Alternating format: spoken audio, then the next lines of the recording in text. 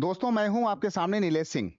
UPSC, IAS और PCS की upcoming परीक्षाओं के लिए एक बहुत ही शानदार चीज आती है समानांतर श्रेणी में, यानी कि अरिथमेटिक प्रोग्रेशन के अंदर। उसमें पूछा जाता है कि जो आपका अरिथमेटिक मीन होगा, आखिर ये बताओ।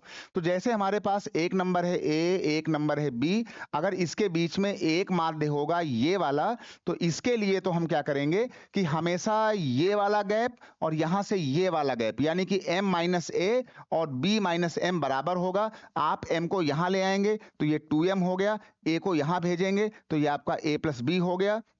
और अगर आपको ये मीन निकालना था तो फिर ये a प्लस बी को आपने इस वाले जब 2 से डिवाइड किया तो ये जो निकला ये आपका आ गया अरिथमेटिक मीन का, यानी पहला मीन जो निकलेगा वो आपका ये निकल गया। लेकिन अगर किसी ने आपसे कह दिया कि ए और बी के बीच में बहुत सारे मीन रखे हुए हैं, अरे भाई एक ही थोड़ी होगा, दो संख्याएं हैं ए और बी, उसके बीच में बहुत सारे मीन होते हैं, m1, m2, m3, m4, m9 तक होते हैं। तो हमने कहा कि ये देख लो, यहां पर ए से लेकर के ये बी तक अगर ये हमारा समानांतर श्रेणी में है तो इसके अंदर m1, m2, m3, mn होगा।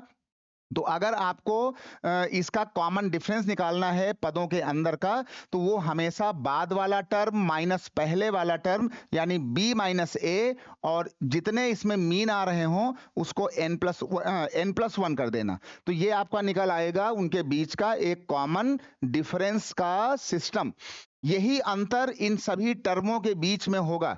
अगर मान लो आपको m1 निकालना है तो m1 हो जाएगा a के बाद पहला डिफरेंस, यानी 1 बार ये वाला डिफरेंस। अगर आपको 2 निकालना है तो a के बाद 2 वाला डिफरेंस। अगर 3 निकालना है तो पहले पद के बाद 3 वाला डिफरेंस। लेकिन अगर आपको निकालना है इसके बाद ये mn निकालना है, nवा मीन, तो ये आपका mn हो जाएगा a प्लस nवे नंबर का जो डिफरेंस आएगा वो हो जाएगा, यानी a प्लस n और b माइनस ए अपॉन n प्लस 1 हो जाएगा। तो अगर आपने ये कहानी को कर लिया तो अब आप जो है किसी भी तरीके का मीन अरिथमेटिक सीरीज के अंदर आप इसको कर सकते हैं। बताइएगा कि ये आपको आया या नहीं आया, इसको आप पूरा देख लीजिए एक बार, है ना। हम बिल्कुल साइड हो रहे हैं, देखिए।